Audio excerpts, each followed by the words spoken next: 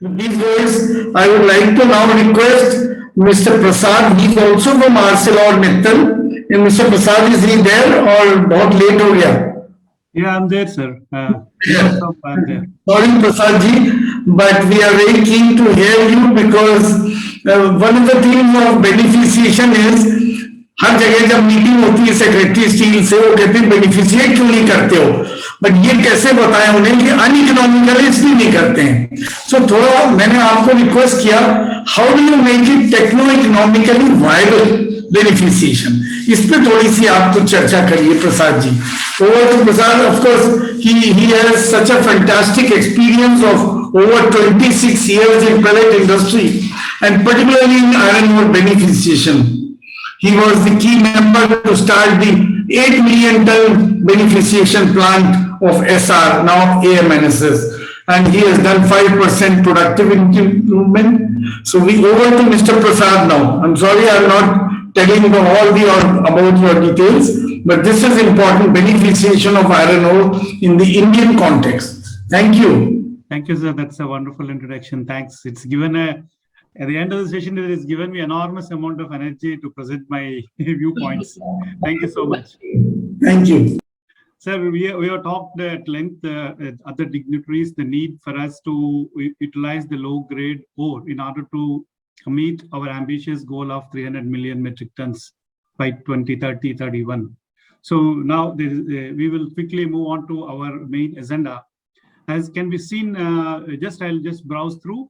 We are presently at the level of only 50% and requires to be doubled by year 2030 by further doing mining, exploration, etc. as we already discussed it. So let's quickly move on to our main agenda. So this is a glimpse of the analysis of the statistical data. Because there is some external sounds coming. The longer presentation going on. Oh, you'll into 130 plus to 330. Yes, sir. So as you can see, between 2014 to 2020, the number of operating mines have come down from 290 to 250 for various reasons. So, and if you see the grades, average grades of iron ore that is produced, both lumps and fines together, the change is in case of mines is minus 12.41%. They are down, and less than 55% grade production is also down. Both together, 55 to 50, it is also down by 6%. Whereas the 50 to 60 and above, you see there is a gradual increment from 55 to 58, 67%, 68, then 60, 62, it's 76.6%, 62 to 65 is about 68.6%, and 65 about 57%. Overall, the production has gone up by 67%, but the number of mines and explorations have not gone up, which means to say that we are going deeper and deeper and utilizing the same mines, which means to say that we are depleting and generating more number of fines. And fines generated also is going up to 67.5%. So hence, in order to meet our 300 million tons, we have to have a 490 million tons of iron ore requirement. And there is a great need that we use our low-grade ores between 55 to 62, and also the need to do beneficiation and followed by agglomeration. See, the issues now in Indian iron ore scenario with respect to the iron ore, the depletion we have discussed already, and you know there is a lot amount of slimes and also beneficiation plants producing. Prior to 2012 are producing higher grade tails around 52, 51%. Then later on, when IBM brought down, they cut down to 45%. So again, slowly industries which are operating try to find a solution to the dumps. But predominantly, there was a great challenge at that point of time because the existing equipment has got certain limitations. The technology has got certain limitations. So there was a need to find an innovative solution and an efficient and cost-effective solution to treat the complex problems associated with the low-grade ores. The main being, as Dr. Biswal has already mentioned to us, the mineralogical characterization, the soft nature of ores, high alumina and silica content, which were already discussed by Dr. Biswal, Dr. Uday. We have seen what kind of changes that were brought in the flow sheets. Well, the low-grade beneficiation will give a recovery around 30 to 40% based on the target percent Fe. So, and also it has been observed that in order to have a good recovery, we need to have infusion of a good number of capital, because not all equipment which is readily available is good for recovery, because beneficiation is always a trade-off between the grade and the amount of concentrate that you are recovering. So the changes in trend in the industries now have demanded for the change of technology. So we are proud to say that we, along with Dr. Biswal in 2012 at AMNS, then it was SR, we have brought in a combined effort and then brought in a good circuit added to our running circuit by utilizing slimes. We were using the slimes at that point of time. We were sourcing it from Mrs. NMDC slimes. Around 59 to 60% were upgraded up to 65% and plus. And the tails which were produced before 2012 with a grade of 52%, we brought in the tailing recovery project with a combined R&D effort. A lot of extensive test work was done by Dr. Biswal and his team, and also Metso and other organizations. We have worked extensively on gravity separation, magnetic and flotation columns as well. So today, whatever we have done in 2012 is already adopted by other industries which are very actively involved in the beneficiation. We are getting an yield of 25 to 28% with a concentrate around 59 to 60% out of the tails that were lying with us. So currently what we are discarding is less than 45% of tails only to the ponds. So the other challenges that we have to take care in order to process our low-grade tails is we have to counter the factors like already Biswal sir has shown us the BMQ, and going forward if we were to use the BHQ, the quartzite content and also the high alumina content ores, we need to adopt a slightly different approach than what we have been already using. We need to bring in to address the physical properties which are good for pelletization plant to control the fine ore supplies. When I'm saying that fine, I'm talking about the size fractions of around 5, 10 microns and 15 microns, which plays a very important role. Like my colleague Abra has told the problems of plasticity. Mr. Sarlaya also has talked about the high amount of LOI presence, what kind of countermeasures one needs to take. While all efforts are being put at beneficiation plant, similarly, the certain amount of alterations needs to be done, like what he has advised is the furnace gas flow alterations. Likewise, even at the beneficiation plant, we need to tweak in the process, especially on the spiral circuit for the control of the silica by adjusting the operating parameters very closely. The frequency of sampling has to increase. The duration of the sampling has to come down. Otherwise, if earlier the methodology adopted by most of the operators is to have 4 hours of composite or 8 hours of composite and take corrective action in the next shift. Gone are those days, because as we have seen from the input from our JSW colleague also, he has shown us the variations in the feed. The similar kind of variations in the field is also felt with us, despite the fact that we are getting only from 3 different mines. But still the variations are so high. So the proper blending is also required. Management of feed analysis is also required, what we are feeding in advance, so as to have a continuous monitoring.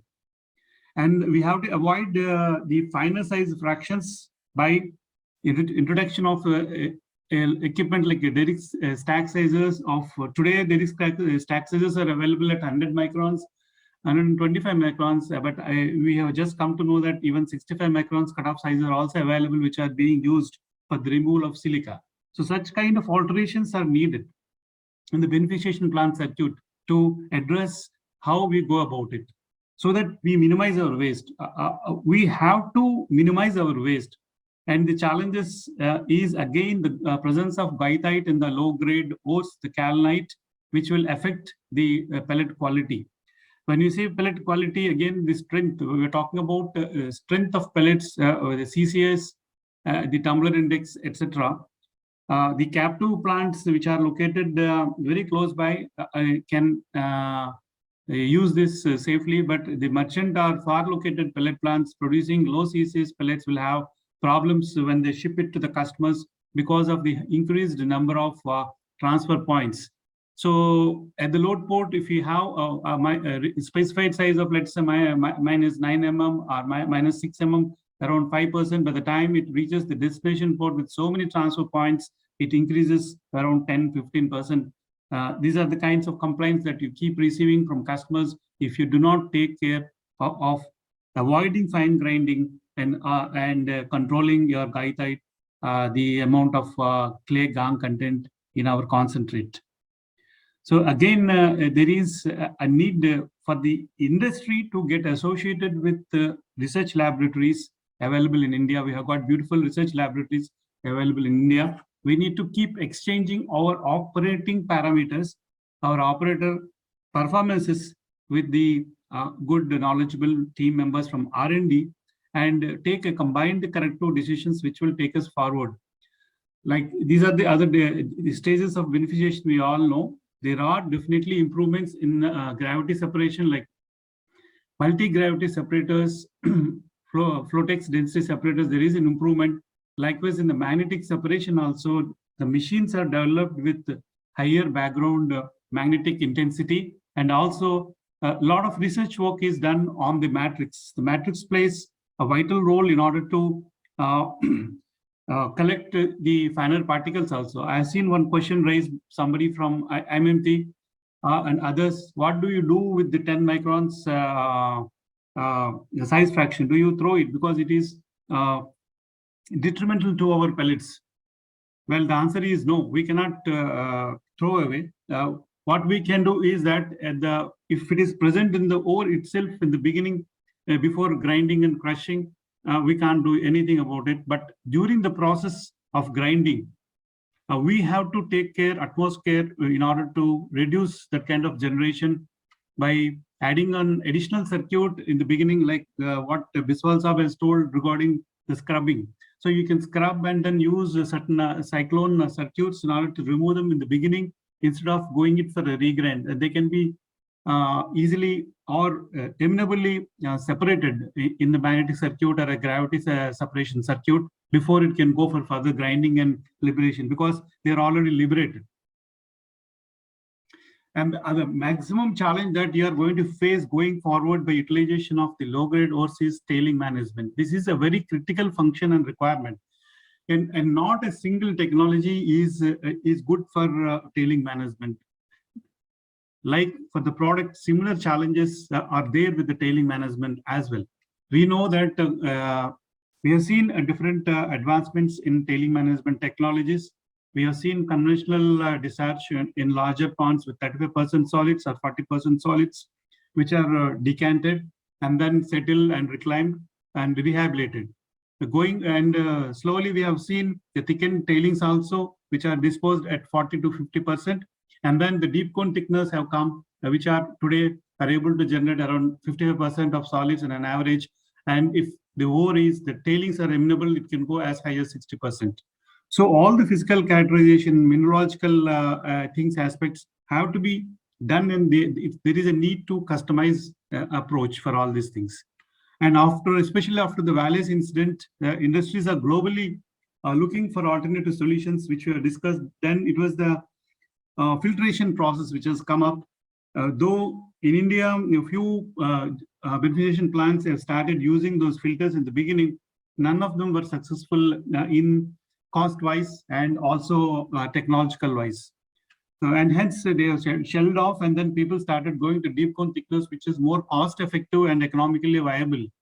But however, going forward, there are certain guidelines, and steel industry is also insisting for grant of licenses to the new beneficiation plants, and also for further acquisition of lands by the existing operators. They are insisting that either you adopt a paste technology or preferably a tailing filtration. So the point which has to be noted here and underlined is that what I would say is that industries which are coming up with the new technologies should be encouraged by the government for their environmental sustainable approach, and they should give by way of giving suitable land and clearances immediately to adopt to the new technologies, because we cannot put the dry filter cake on existing in the ponds. This we have already discussed. Because of the past history of time, I'll just skip this slide. And then coming to the hydro transportation, we have seen very good speeches by Asenko and Peterson Cook regarding the hydro transportation of product, because the railways which are available today cannot cater to the increased demand, and construction of railway lines which can handle double the capacity of production, it is going to take quite a long way. So the solution which was offered by them is the hydro transport. But the challenge is currently there are 3 long distance pipelines which are operating. 4 are in pipeline, and another 4, I understand, are in design stage. The difficulties faced by the industry today for operating through hydro transportation again is getting the right of way. Even if there is a pipeline, I'll give one single example. Again, if you have a right of way existing in your corridor, putting another pipeline, you have to put all your efforts similar to that of getting the approvals from the government in the same manner. You cannot put, though you have a right of way, another pipeline. So this is something I request the PMAI to consider, because going forward, these are the things which we have to consider in our request to the ministry. And coming to the techno-economics, we have discussed at length what are the things which have to take care of while being globally or economically competitive. And coming to the tailing management, again, if we are going for a tails filtration, the cost is going to increase. The cost of production, according to our experience, is that for the conveying the dry filters over a 5 kilometers haulage is about 150 rupees per ton, including stacking. And similarly, if it goes to about 40 kilometers, today we are talking about stacking and utilizing of abandoned mines or